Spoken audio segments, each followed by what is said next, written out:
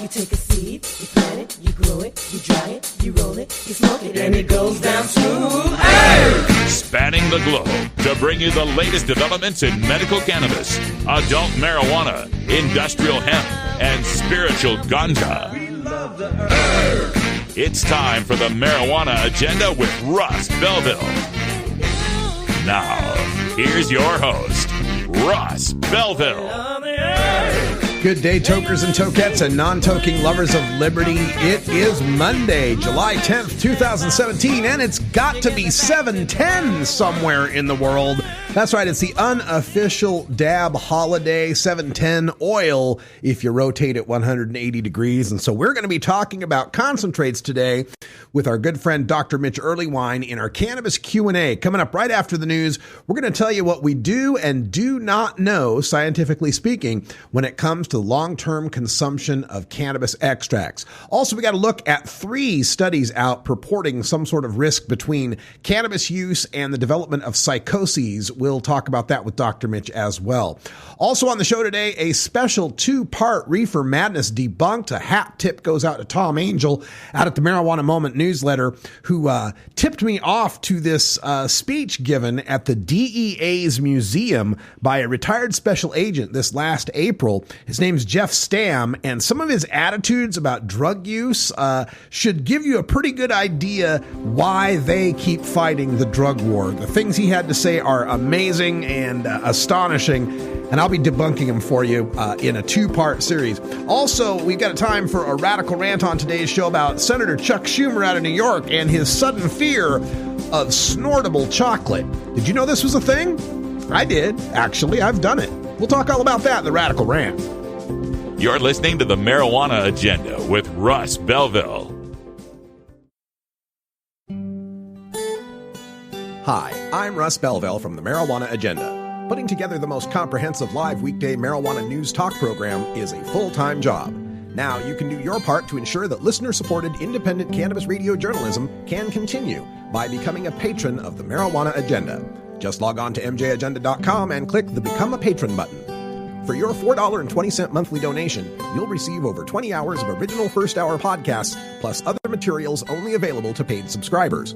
Or for just $9.99 a month, become a VIP patron. You'll get over 40 hours of podcasts for the complete program, including Toker Talk Radio, plus ad-free downloads of the segments heard on the Marijuana Agenda. Plus, VIPs get exclusive access to the video replay of the 2-hour live stream show and downloads of the spreadsheets and charts I provide from my years of curating marijuana data sets. Thank you for your support, and remember, I cannot do it without you. Please become a patron today at mjagenda.com. Georgia. Hi, this is Willie Nelson. Alcohol prohibition didn't work in the 1920s, and marijuana prohibition isn't working today. It's time we stopped arresting responsible marijuana smokers. It's the fair thing to do. For more information, contact NORML, the National Organization for the Reform of Marijuana Laws. Call toll-free 888-67-NORML or visit their website at norml.org. You're listening to the Marijuana Agenda with Russ Belville. It's like I picked the wrong week to quit smoking. Learn more at mjagenda.com.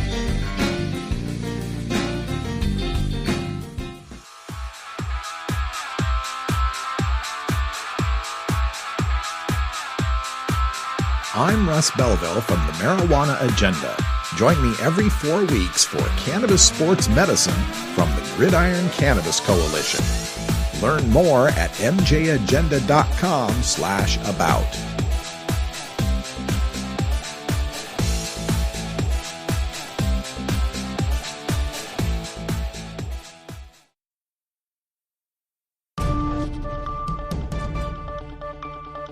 This is your Cannabis Headline News. Brought to you by MarijuanaMoment.net, the complete source for all your marijuana news in one morning newsletter from Marijuana Majority Founder Tom Angel. Subscribe today for free at MarijuanaMoment.net. This is your Cannabis Headline News for Monday, July 10th, 2017. I'm Russ Belville. Less than 2 weeks after sales of recreational marijuana kicked off in Nevada, stores are running out of pot to sell, according to the state's Department of Taxation. On Friday, Governor Brian Sandoval endorsed the department's call for a statement of emergency, which would allow for more licensed distributors, the Reno Gazette-Journal reported. Nearly 50 dispensaries in the state have licenses to sell marijuana for recreational use. Those sales got underway on July 1st, but those same retailers do not legally have the authority to restock their inventories. Alcohol wholesalers have the exclusive rights to move marijuana from growers to retailers in Nevada as part of a temporary court order that was extended in June by a Carson City district judge. The rule aims to promote the goal of regulating marijuana similar to alcohol and protect liquor stores from losing business as the demand for recreational marijuana rises. Nevada is the only state with legal marijuana that has such an arrangement. After a bumpy ride through the National Assembly in the U.S. territory of Puerto Rico, Governor Ricardo Rossello Nevarez signed a medical cannabis bill into law on Sunday, reports the Daily Mail. Puerto Rico will take in $50 million a month now that a law allowing the use of marijuana for medicinal purposes has taken effect, the governor said. It establishes a legal framework for medicinal marijuana and paves the way for people with cancer and other diseases to avoid prosecution for possessing pot or products derived from it. The previous governor legalized it by decree because the legislature rejected a law that would also have legalized the use of marijuana for recreational purposes. 10% of tax revenues from the sale of medicinal marijuana will go to a major hospital going through financial woes, he said, and 50% of all money raised through fines will go to the state-run University of Puerto Rico, which also has big money problems. Medicine is not taxed in Puerto Rico, but medical marijuana will be.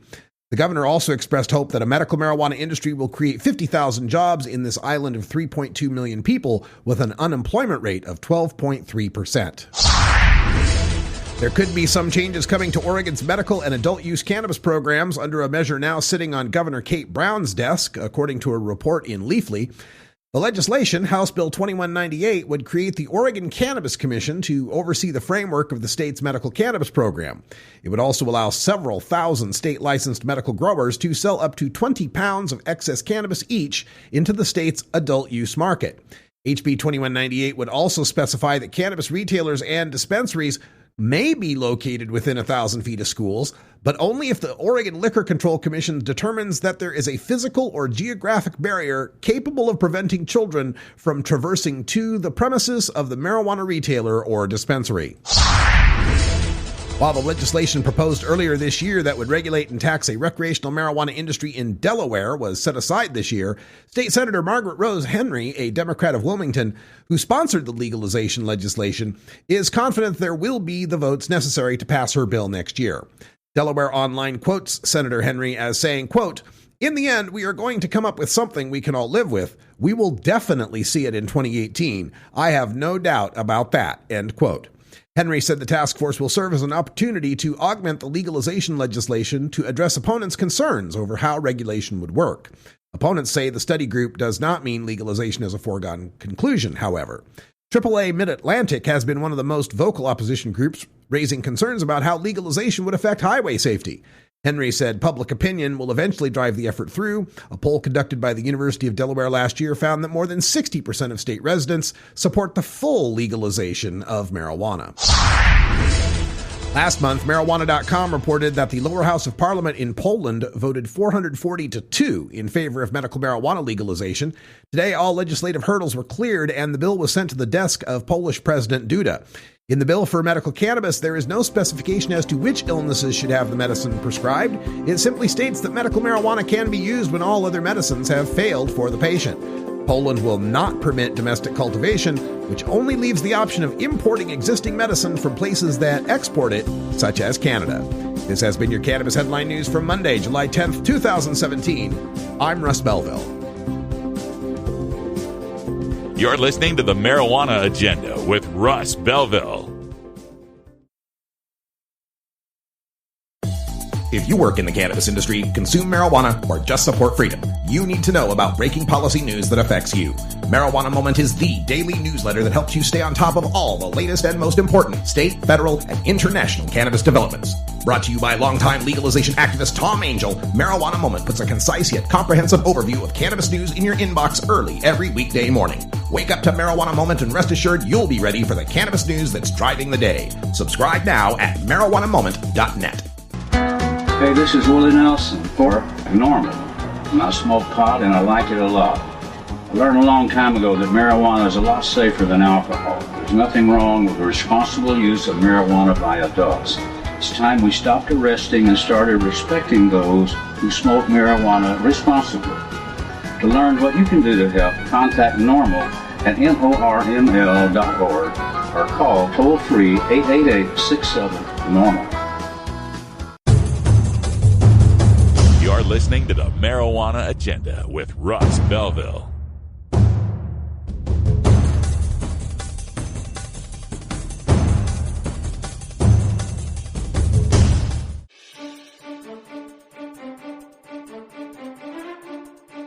I'm Russ Belville with the Marijuana Agenda. Join me every 2 weeks for the Marijuana Policy Insider with Marijuana Policy Project. Learn more at mjagenda.com/about.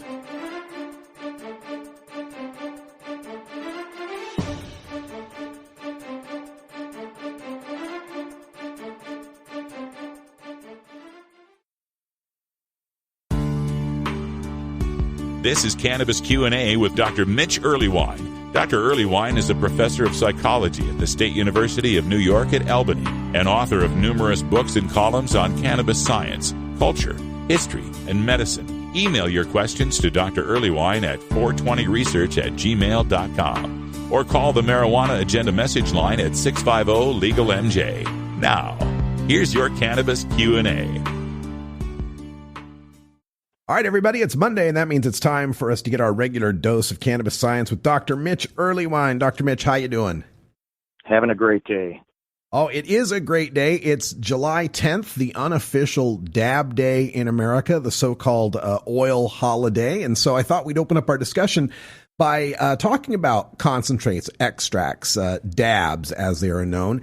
And they've become a lot of concern because some of our opponents are saying, wow, these new dabs are so super potent. They're so hyper strong. We've got no experience with people using these. Who knows what's going to happen in 10, 20, 30 years? Is this something we need to worry about? Is there any data on this, Dr. Mitch? The sad truth is my student Mallory Laughlin and I published the very first dabs article back in 2014, basically saying, hey, we don't know a lot, but here's what people say. And what everybody said was, I use dabs and nothing bad has happened to me, but I'm really worried that something bad's going to happen to someone else. So they literally said things like, I think it creates withdrawal. I think it creates tolerance faster, but for everybody else, not me. Well, clearly it's got to happen to somebody if it's really going to happen.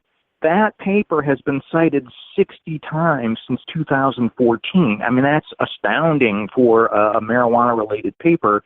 If I've got anything that's cited 100 times, the chair of my department, does a flip.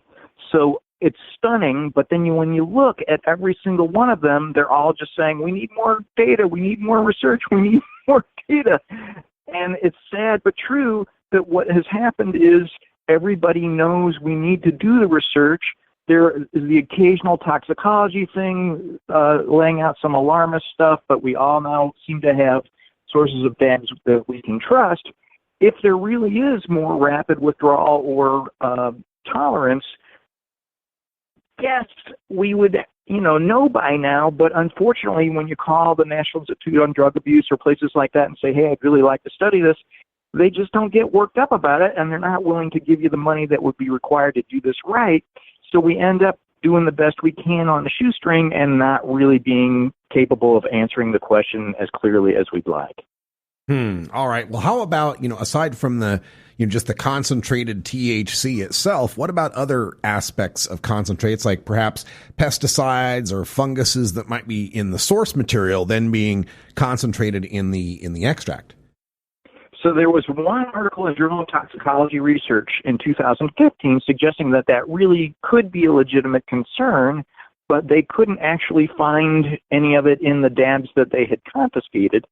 So again, I feel like people seem to be fairly well aware of these potential issues, but somehow or other they're doing okay with avoiding them. When BHO was the big deal and everybody was so concerned and it was all going to be so dreadful and carcinogenic, but it seems like dabs makers have figured out a way to get the butane out of the product in the end, and they're willing to, get into the relevant work in order to make that happen. So I do feel like, down the line, we'd love to have better controls on all cannabis-related products, but the majority of folks in the industry seem to really want to have repeat customers and create a product that's safe and usable. Well, the bottom line in all of this would be a legal concentrate is certainly going to be safer than an illegal one. I gotta say the opportunities for legalization on this seem like they would have a lot more benefit than even with flower cannabis. Yeah, exactly. All right, let's take a look at some of the studies that have come across the wires in the past couple of weeks. Most recent one saying youth cannabis use and cannabis use disorders declined over the past decade, even as we were sending out the wrong message, Dr. Mitch. How did that happen? Well, I can't, jump up and down because this isn't the hugest decrease ever. It went from 15.8 to 13.1%. So, we're talking 2 percentage points or so. But the fact is the sky didn't fall the way everyone swore that it was going to. And I do feel like I need to look at more than just the abstract here. I couldn't get the original article because the definition for cannabis use disorders has changed in that time. And I'm worried that people will, make too big a deal out of this, and it's really just because we dropped that ridiculous legal problems symptom. And that thing was just, incredibly racist and biased and stupid. And if that's really the only reason that this is changed, then we're able to say, hey, this is really just stable. But more importantly, I feel like the potential for bias is gone, and the idea that, suddenly everybody was going to be a cannabis addict after legalization is clearly not true. How about this next study? Federally funded researchers believe they've made strides toward developing a marijuana breathalyzer. They keep saying they want this marijuana breathalyzer. It seems like when there's a will, there's a way. Are we going to actually see this develop? I'm afraid we are, and it's about the stupidest waste of money I can imagine. As everybody who's ever used cannabis in a group of more than 2 people can attest, cannabis tolerance varies dramatically across people, and the idea that we're going to have some special level of nanograms that's going to co-vary with driving ability is completely fallacious. I would much rather see this money spent on a roadside sobriety test where anybody who is under any circumstances, whether you've had too many Benadryl or you're just too tired or something like that, has to, walk the straight line, ride the unicycle, whatever it takes to make sure that they're really sober enough to drive. And let's stick with something that really correlates with driving ability, not some imaginary measure of something inside your body. It seems the difference in this article compared to other marijuana breathalyzers, ones that we've covered, had to do with the way they were trying to detect it, having to do with the THC vapor pressure in our breath. I mean, how obscure is this? To tell the truth, there was a move to do the first alcohol breathalyzers in a comparable way. A researcher back in Indiana, back in my graduate program, years before I'd even gotten there, had tried that. But the hope is that somehow this vapor pressure is going to reveal more recent cannabis use, because we do know that obviously blood and urine screens are going to lag actual subjective intoxication rates. So I'm glad they're sort of heading in that direction. But again, I'm just never going to be a fan of the breathalyzer approach to intoxication.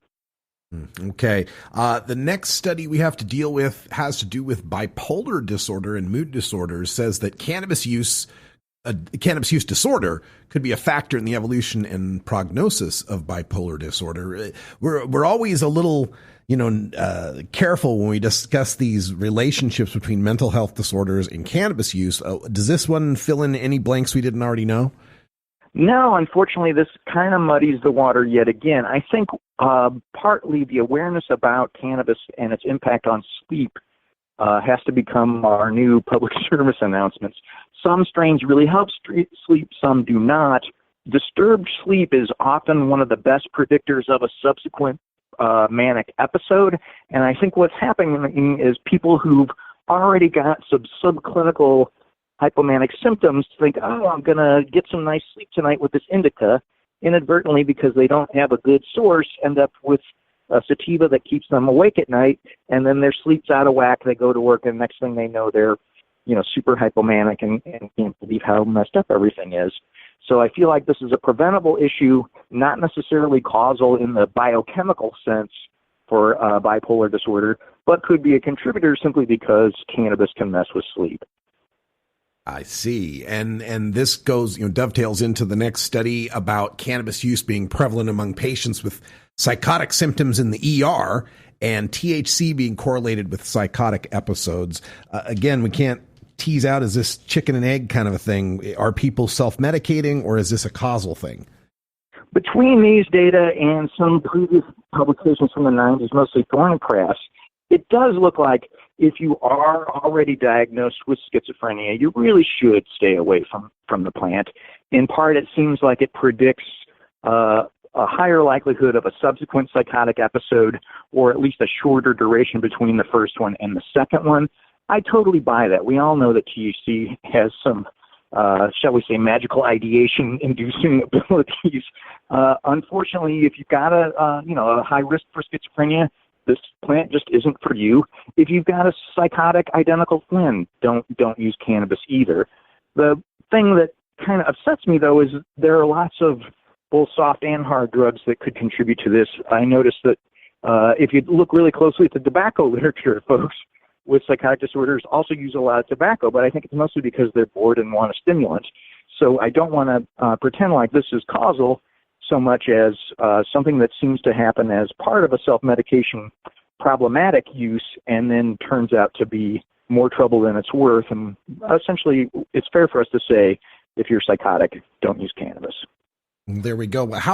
How would someone know, though? I mean, you say if someone has a diagnosis of schizophrenia, don't get involved with the plant. If they've got an identical twin or a family history of these sorts of mental issues, to not get involved with it. But what if they've got none of that and they're just going out and their first experiences with marijuana? What would let them know that, wait a minute, this is probably not going the right way? Like, how does someone who's a newbie tell the difference between a regular high and something that might be leading the wrong direction? Odds are high if it's aversive to you, if you find yourself painfully self-conscious after a low dose of cannabis, mildly paranoid, constantly asking your friends, do you still like me? Do you still like me? That kind of stuff, that this really isn't a plant for you. And it doesn't have to turn into a full-blown psychotic break. And trust me, everyone is happy to respect that. So it's not like there's some kind of peer pressure where people say, hey, I can't smoke cannabis, it makes me paranoid. Plenty of folks understand, and if you don't want to use it, there's really no pressure, and there's more for other folks to enjoy if that's what they want. Oh, very well put. Well, Dr. Mitch, we always appreciate you talking to us every other Monday here on the Marijuana Agenda. And for folks that want to learn much more and get more in depth on this, Dr. Mitch has his own podcast on Cannabis Radio entitled Burning Issues. And how's the podcast going? Do you have some new guests for us to learn about?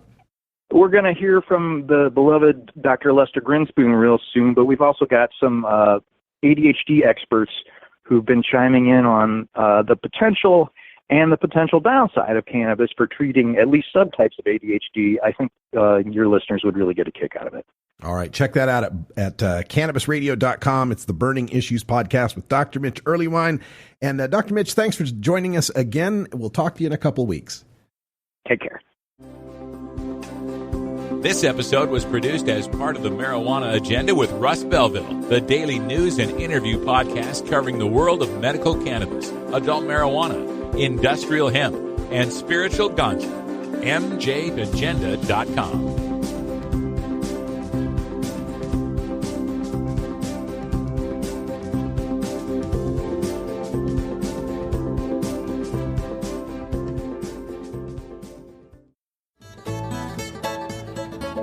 New beginner guitars and banjos are often constructed much better than ones built before your time.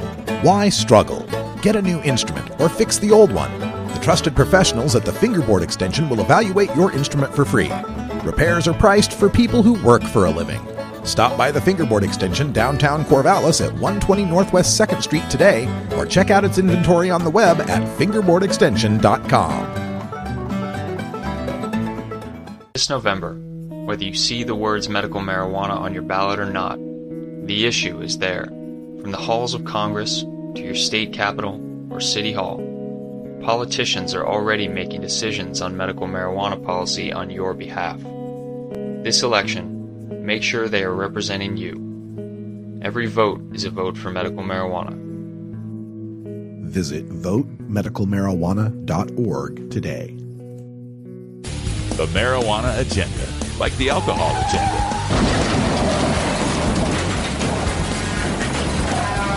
But a lot safer.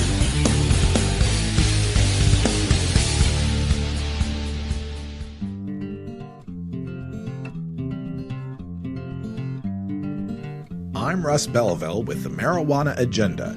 Join me every 4 weeks for Cultivator's Corner with Jorge Cervantes from marijuanagrowing.com. Learn more at mjagenda.com/about.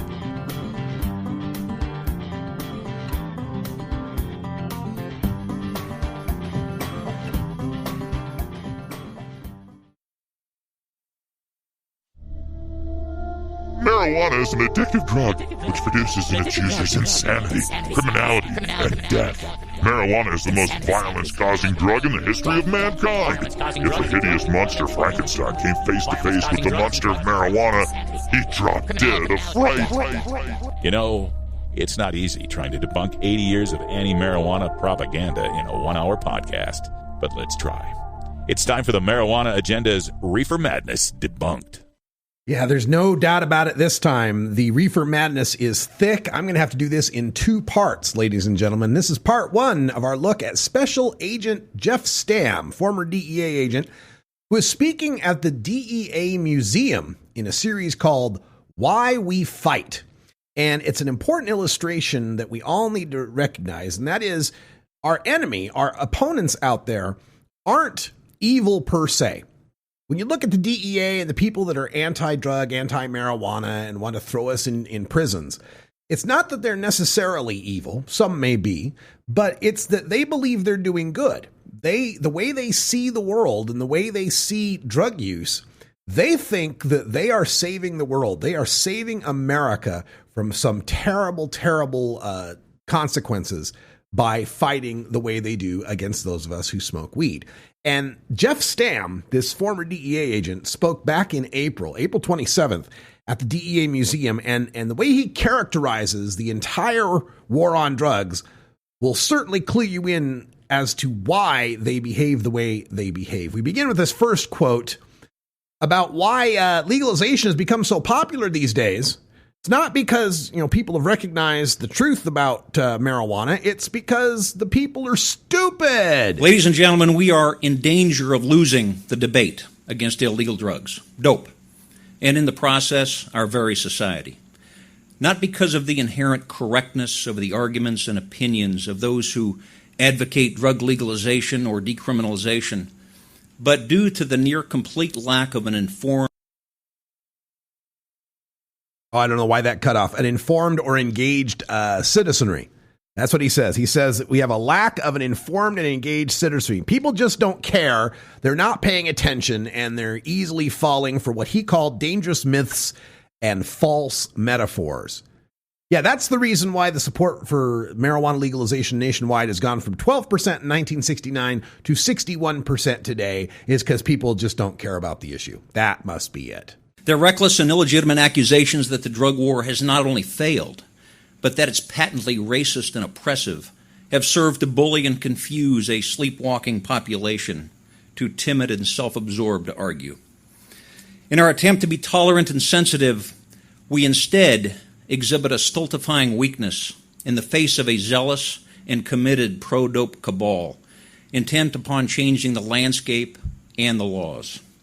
Allowing them to succeed will produce catastrophic social and cultural consequences that will take generations or longer from which to recover. Well, it's nice to know that I'm now part of a pro-dope cabal. Wow, I wonder when my paycheck comes in for that. Yeah, reckless and illegitimate. He says the accusations that the war on drugs has failed and is patently racist and oppressive are reckless and illegitimate.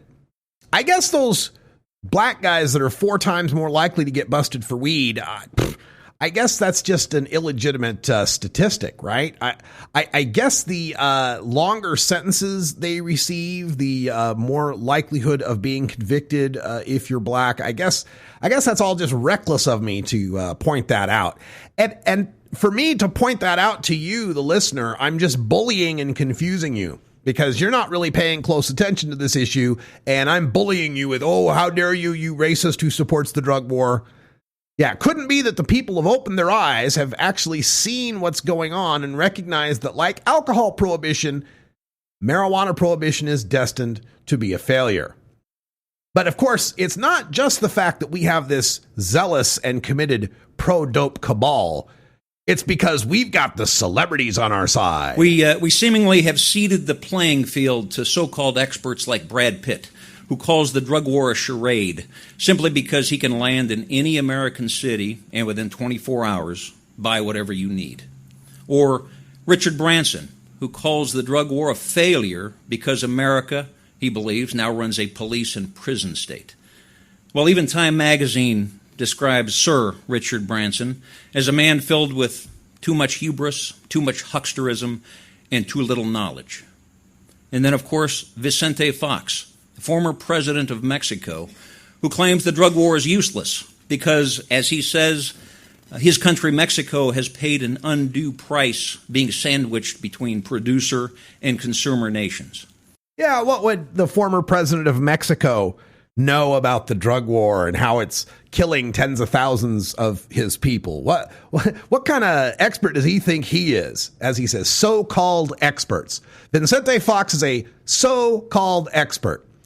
So Richard Branson is filled with too much hucksterism and too little knowledge. That Time magazine piece, by the way, taken completely out of context, was discussing his business deals, not his stand on the war on drugs.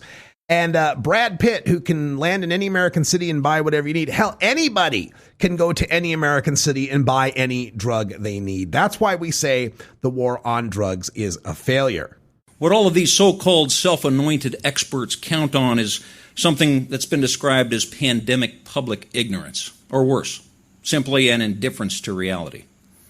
Through what has become something of a forced compulsion to non-judgmentalism and pervasive compassion, we are increasingly surrendering to the false hopes of both utopian liberals and fundamentalist libertarians who preach that drug prohibition does more harm than good, or that drug use affects no one but the user himself. Such views are not only utterly wrong, but destructive and fundamentally incompatible with a free and democratic society. Don't you love the idea that supporting the imposition of a prohibition is how he sees we protect a free and democratic society? Isn't that fascinating? But let's get to the real gist of what he has to say in this part one, where, again, the drug legalizers, the so-called experts like myself and, I don't know, Ethan Nadelman and the rest of us who talk about it, we're like Saddam Hussein. Most experts promoting a bold or compassionate solution, well-meaning as they may be, usually possess no expertise whatsoever. They're a lot like Saddam Hussein, before, of course, he was introduced to his 72 versions by the world's finest military, who claimed some mantle of martial prowess simply owing to his authoritarian stature. So many of the people working in drug reform are major experts on this issue. They have PhDs on the issue. Some of them are recovered addicts themselves, people with a ton of knowledge. And for you to continue to call them so-called experts is almost as demeaning as your little anti-Muslim jab at Saddam Hussein. Those who stridently demand an end to the so-called war on drugs exhibit remarkable ignorance. They also reveal an arrogant and casual disregard for both the user and our society. In order to pander to a temporary and specious desire by a selfish minority intent only upon exercising rights divorced from any corresponding duties. We have remarkable ignorance, and we're just a tiny minority, a specious, a selfish minority And so therefore we can be, prohibited and acted against and imprisoned and our stuff taken from us and our kids taken away and fired from our jobs because we just have a casual disregard for society. That's what it is. Not the people whose drug war is causing society to erupt in gunfire and corruption. It's those of us who want to smoke a joint on our porch. We're the problem. Ladies and gentlemen, there is no war on drugs. There never has been. The term has actually become a cudgel used to mock and condemn any law enforcement attempt to protect the public.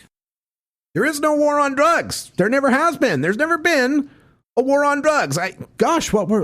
What were all those raids about then? What was all those police vehicles and the armor and the weaponry and the gunfire and the shooting of the dogs and the killing of people and the taking of their stuff? That's not war. What is it? A police action? Is this like Vietnam? We call it a police action so that we can get around what we're really doing here.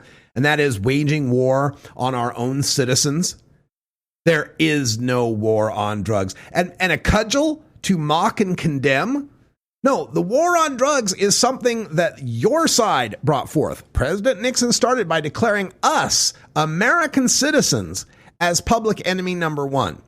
It continued through both Democratic and Republican administrations who continued to call it the war on drugs. We heard the words coming out of the mouths of President Reagan, of Nancy Reagan, of George H.W. Bush, who said when it came to prisons, we'll make more room, we'll build more prisons. This has been a war from the beginning. He goes on later in the speech to compare it to Lyndon Johnson's war on poverty, how that hasn't eradicated poverty either. You'd think the lesson here would be stop declaring war against concepts, terror, drugs, poverty. War doesn't work that way, folks. Part 2 coming up right after the break. You're listening to the Marijuana Agenda with Russ Belville. The Marijuana Agenda with Russ Belville is proudly sponsored by the Marijuana Business Association. The MJBA, called by NBC News the Cannabis Chamber of Commerce, is the fastest growing business association and the fastest growing industry in America. I've been working with the MJBA for years, and I personally invite you to join the MJBA. MJBA also publishes the popular MJ Headline News on Facebook and the MJNewsNetwork.com and Marijuana Channel 1 on YouTube. Visit MJBA.net for more details. As a formerly incarcerated person, I know firsthand all the ways that we are disenfranchised when we are run through the system. Every day I work to help people regain their rights and dignity, but the fight is far from over. We need you to join us in this important fight. This October, we're coming to Atlanta for the 2017 Drug Policy Alliance Reform Conference. Join us in the fight to end the drug war. Register now at reformconference.org. You're not high. You're listening to the Marijuana Agenda with Russ Belville. This is high purity THC content marijuana, and it's not a healthy substance. Okay, maybe you're a little high.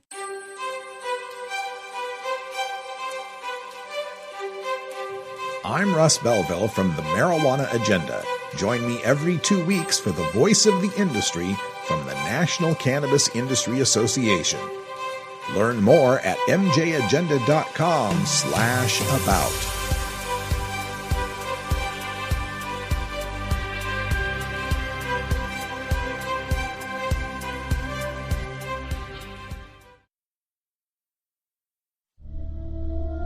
Marijuana is an addictive drug which produces in its users insanity, criminality, and death. Marijuana is the most violence-causing drug in the history of mankind. If the hideous monster Frankenstein came face-to-face with the monster of marijuana, he'd drop dead of fright. You know, it's not easy trying to debunk 80 years of anti-marijuana propaganda in a 1-hour podcast, but let's try. It's time for the Marijuana Agenda's Reefer Madness Debunked. All right, we're continuing with part 2 of our debunking of former DEA Special Agent Jeff Stamm, who spoke in April at the DEA's museum in a series called Why We Fight, and explained how we were all in danger of suffering an insidious decay in this country from dope. Indeed, anyone who has had the slightest acquaintance with the unprecedented human carnage brought about by the allure of crack cocaine, methamphetamine, heroin, new potent strains of marijuana, misused opioids, or any number of other substances misused for cheap pleasures, understands the pernicious and insidious decay that dope spawns in both the user and society.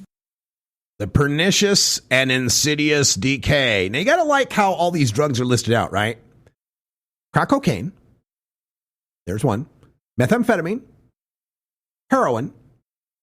New potent strains of marijuana. But then he follows that up with misused opioids.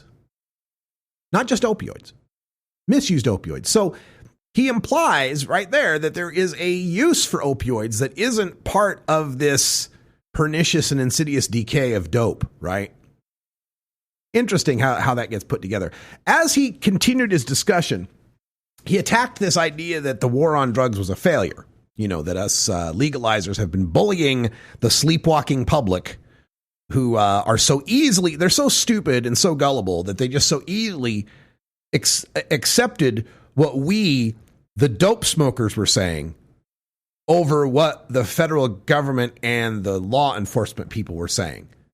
I wonder if he recognizes how he's just kind of dismissed the authority of law enforcement and government on the issue of drugs by admitting that the public believes us more than they believe them. But he went on to say that you can't say the war on drugs is a failure because it got people to stop doing drugs. The success of our drug policies, emulated throughout the world, by the way, is evidenced by the long-term reductions in the drug use rates in this country. The percentage of persons aged 12 and older using an illegal drug in the past 30 days has decreased 38% from its peak in 1979, when over 14% of Americans were using one or more illicit substances, to just 9% today. Now, this may not be winning, but it sure as hell isn't losing. Okay, so the statistics there are factual in a strange sort of way, in that, yes, in 1979, we did reach the peak of drug use in America, but that peak of drug use was largely driven by a peak in marijuana use. Once again, lumping in marijuana with all the other drugs, and then when marijuana had this huge peak, considering that to be, oh, look at how many people are using drugs, 14% are using drugs.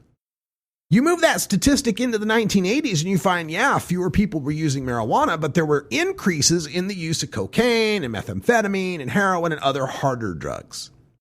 Have we got this back down to 9%? Yeah, and it stayed around 9% for years and years and years and years. Despite applying the same drug war tactics and strategies employed throughout the 70s and 80s, we still see the same rates throughout the 90s and the 2000s. So it's not working so well. But as he continues to speak, just listen to the disdain he has in his voice for 1 out of 11 Americans. Characterizing this as a failure is not only wrong, it intends to grossly mislead and hoodwink a sometimes all too susceptible public. To completely scrap our current laws and policies based only upon blind hope and sentimental audacity in order to alleviate the supposed harms done by our prohibition of drugs would not simply be reckless, it would be suicidal. Especially if it were to be done on behalf of the mere 9% of our population who seek only unlimited forms of self-gratification.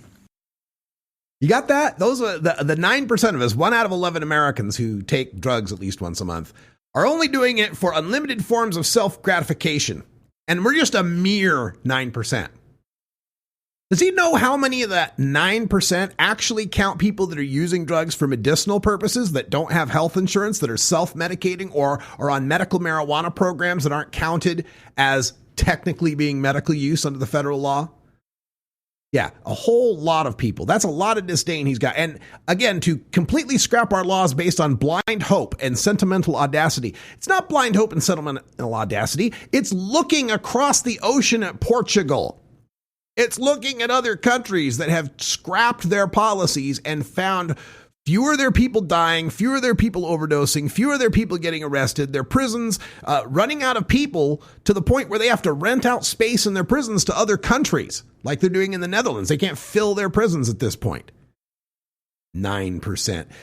All right, the guy goes on once again to try to diminish, because he's trying to undercut this idea that the war on drugs has been terrible, that the prohibition itself has been harmful, because that's what people have recognized. The prohibition itself is harmful. It's led to this mass incarceration. It's led to America having 25% of the world's prisoners when we only have 5% of the world's population. Here's how Jeff Stamm, former DEA special agent, tried to diminish that. We're made to believe that our prisons are filled with drug users, that mass incarceration has been spawned by the drug war. Folks, these aren't just misguided notions. They're dangerous lies. On any given day in our country, there are roughly 2.4 million people behind bars. Of that total, the vast majority are in our state prisons. Of that total, right at 16% are there for drug offenses, drug trafficking offenses. But that's not the number I want you to look at. I want you to look at the other half of that equation. Of course he doesn't want us to look at that number, because if we look at that number for a brief moment and we do the math in our head, we figure 2.4 million times 16% works out to 384,000 people in America behind bars solely for drug offenses. He just wants to sweep that under the rug. Oh, 384,000, that's nothing. Most of the people, he goes on in the rest of the paragraph to talk about, wow, most of them are there for rape, robbery, and murder. They're terrible guys. Most of our prisons are filled with terrible guys. Sure they are. Even if we take that as the way you're putting it, 384,000 is 16% of 2.4 million. 384,000 people behind bars just for drugs in America means we have more people. If we took our drug population, the people in prison just for drugs, and compared it to every other nation for everybody they imprison, their entire prison population, our drug prisoners would be fifth in the world. Just our drug prisoners would be the fifth most prisoners in the world compared to all prisoners. There are 1.6 million prisoners in China, 659,000 in Brazil, 622,000 in Russia, 419,000 in India, 291,000 in Thailand. We have more people in prison for drugs alone than Thailand has for the entire prison population. We're fifth in the world in prison population just from our drug prisoners. And of course, first in the world if you count all our prisoners. 2.4 million prisoners in America compared to 1.6 million in China, but they have 5 times more people than we have. And yet he says there's nothing wrong. Nothing wrong going on. All right. So what's the solution for this? What would this DEA agent suggest we do if not ending prohibition, if not legalizing, taxing, and regulating drug markets? What does he suggest that we should do? Ultimately, the crisis of dope is one that is deeply rooted in attitudes and behaviors, and therefore will require a citizenry that is not only committed to self-control, civility, and mutual restraint, but also unafraid to confront those among us who infect and rot our nation from within. And it will necessitate the reminding of our people often that freedom is important not only for doing what we want, but also and especially for doing what we ought. That's just an amazing quote, that we've got to confront those who would infect and rot our nation from within. That's why the DEA fights. That's why this guy has got such a hard-on for busting people for weed. He actually looks at us as an infection, as a rot, as a moral decay in this nation. And he goes further and openly calls for us to be shunned and stigmatized. We must no longer be afraid to criticize and stigmatize behaviors that are dangerous and injurious to us all. It's time that we reclaim our culture and our civilization. It's time that we demand personal responsibility and the control of destructive impulses instead of excusing or medicalizing them. It's time that we regain the ability and the expectation to police ourselves, something discarded and disparaged since the 1960s. And there you have it, folks. It's all about culture war to this guy. To him, America was a perfectly well-policed, everyone had their strong moral background, and by gum, dope was only for the evil dopers. But since the 60s, doggone it, we've been so liberal, we've been so accepting. That's the problem. We need to go back to stigmatizing these people. We need to go back to calling them dirty dopers and kicking them in the streets and treating them like shit. Unlike what we've been doing recently. Every heroin addict out there is not just a heroin user. For the most part, they're poly-drug users, and they've started with at least marijuana, if not other drugs. So we don't necessarily have a heroin problem. We have a drug problem, and we have to fight them all essentially equally. See that? Because the heroin user started on the marijuana, we have to treat all drugs equally. He actually said we have to treat all these drugs essentially equally. You know, fentanyl, 100 times more potent than morphine, kills people in the micrograms of dose. That should be treated exactly like the weed that you're growing in your backyard to smoke at night so you can get to sleep. Because they're the same thing, after all. This is the mentality. This guy is crystalline distillation of the DEA's mentality, of every drug warrior's mentality. That's Kevin Sabet's brain right there. You could just open the brain and listen, and that's exactly what would be coming out. They see this as a moral failing, as a crusade, as something that is going to take down America from within. It's going to destroy us, a moral rot. It's all about culture war. I leave you with Jeff Stamm and one of his final statements here, again, on how we need to stigmatize recreational drug users. We can't continue to talk about internationally with our foreign counterparts that, yes, we wouldn't have such a problem with drugs in the world if it weren't for Americans having that huge consumption problem, and then come home and do absolutely nothing about it. We have to make this struggle something that's, and you heard me use the term stigmatized again. Stigma is actually much more important than law in keeping citizens in line with each other to maximize liberty for all of us.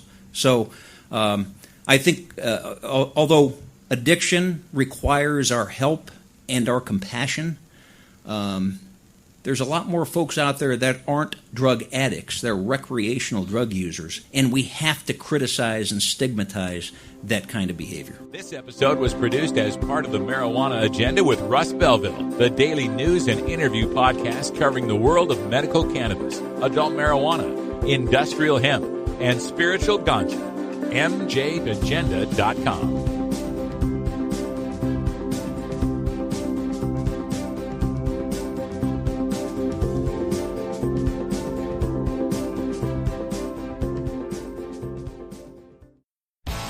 It's Russ Belville from the Marijuana Agenda, inviting you to be like me and get your ink done at Lucky Horseshoe Tattoo, Fort Worth's most female-friendly, clean, sterile, awesome tattoo shop. Thomas and his crew are true artists who can design you a custom piece or use a design you bring in. Lucky Horseshoe also offers all styles of tattooing as well as piercings and all-around fun. In the DFW area, stop by Lucky Horseshoe Tattoo and tell them Radical Russ sent you. Trust me, it'll feel awesome. Did you know that each day in the state of Georgia, more than 6 people are diagnosed with HIV? As a person providing life-saving services to those most at risk, I know HIV is preventable. We need more people in this fight, which is why I want you to join me this October in Atlanta for the 2017 Drug Policy Alliance Reform Conference. Join us in the fight to end the drug war. Register now at reformconference.org. You're not high. You're listening to the Marijuana Agenda with Russ Belville. I was told by the DART task force in Toledo that they're actually sprinkling fentanyl on marijuana now. Okay, maybe you're a little high.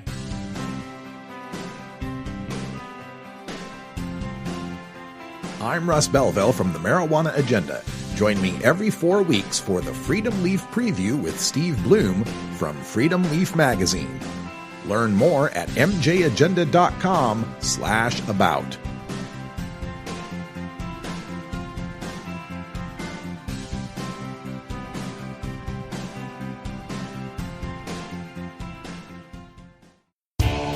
total war against public enemy number one. 10 federal criminal penalties for 1 ounce of marijuana. Marijuana is probably the most dangerous drug. Legalization is just another word for surrender. I experimented with marijuana and didn't inhale. This is not medicine. This is a Cheech and Chong show. Encourage people to use less drugs. I am ill. That was the point. I think it would be a mistake to legalize. Negative reports coming out of Colorado. Good people don't smoke marijuana. Oh boy, we got a new drug scare, ladies and gentlemen. It's cocaine on training wheels. Yes, that's the new name, cocaine on training wheels. That's what New York Senator Chuck Schumer is calling a product called Coco Loco. It's a snortable chocolate product. Brown powder, it's a cacao powder mixed with energy drink stimulants, things like taurine, guarana, that kind of stuff. And it's a snortable powder. It's marketed for $25. You can get a pack with 10 doses in it, right? And Chuck Schumer is calling for the FDA to ban this stuff, calling it chocolate on training wheels. Okay, so Chuck Schumer says, quote, when they're in a drink and you have to drink the whole thing, you can't get that much of it. When you can snort it, you can snort and have very dangerous levels in your system. And also is concerned that the company compares the product to ecstasy and saying this will lead the kids into experimentation. They might get onto other snortable products. Okay, well, first of all, let me tell you that I've used this stuff. Not this particular brand, this Coco Loco, but one of the events I was at, I can't remember which one, a woman came around with a tray with the snortable with the snortable chocolate powder, cacao powder. And it had like this little shooter with it too. It was a weird little plastic thing where you had to like, it kind of bounced the hit up into your nose. It was really a trip. But I've snorted this chocolate stuff and it was like, it was no big deal. There's a tiny little bit from the caffeine. You get a little, like when you drink a cup of coffee kind of thing, maybe a little alert. But to call this cocaine on training wheels is insane. Cocaine on training wheels. So the Coco Loco has 2,000 milligrams of raw cacao, the cocoa powder, with 100 milligrams of taurine, guarana, ginkgo biloba, and L-arginine and 2 B vitamins. Okay, 100 milligrams. Okay, 100 milligrams of each of those energy drink substances. A Monster energy drink, on the other hand, has 1,000 milligrams of taurine and 2,500 milligrams of all the rest of those things combined. So this is, once again, our lawmakers jumping to ban something before they even know if it's harmful or if it's what's going on with it. And as far as I'm concerned, in a free society, things should be legal until they're proven harmful. And even if they're proven harmful, they should still be regulated for access. I'm sorry, that's just what have we learned from alcohol prohibition? What have we learned from marijuana prohibition? We've learned that so long as the demand is there, the supply will happen. Someone will supply it. They'll take all the risks necessary to do it, and they'll make profit on the way. Nothing in this Coco Loco is a controlled substance. You can get guarana, ginkgo biloba, all that kind of stuff. As was mentioned in a Monster energy drink or a Rockstar, which I prefer, you can get all these things legally. What Chuck Schumer and others are freaked out about is that it's snorted. That's it. Let's be clear about this. It's the route of ingestion they've got a problem with. If this were just a chocolate powder like a Pixie Stick or a Lick-O-Maid that you were just putting on your tongue, I don't think they'd have as much problem with it. Ban happy Democrats. That's all the time we got for Hour 1. Stay tuned. Hour 2 is next. And until next time, take care of each other, tokers. Follow MJ Agenda on Facebook, Pinterest, Instagram, YouTube, and follow MJ Agenda Show on Twitter. Learn more at mjagenda.com. You take a seed, you plant it, you grow it, you dry it, you roll it, you smoke it. take a seed, you plant it, you grow it, you dry it, you roll it, you smoke it. You take a seed, you plant it, you grow it, you dry it, you roll it, you smoke it, and it goes down.